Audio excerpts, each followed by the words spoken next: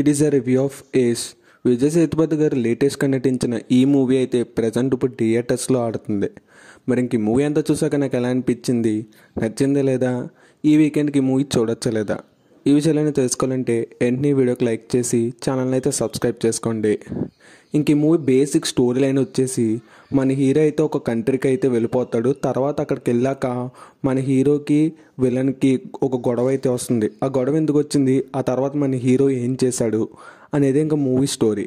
ఇంకా మూవీ అయితే నాకైతే పర్లేదు అనిపించింది. కొన్ని సీన్స్ అయితే చాలా హైలైట్గా అయితే ఉన్నాయి.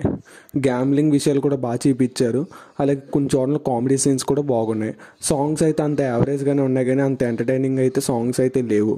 అలాగే లవ్ స్టోరీ కూడా పర్లేదు అనిపించింది. హీరో యాక్టింగ్ అయితే అదిరిపోయింది.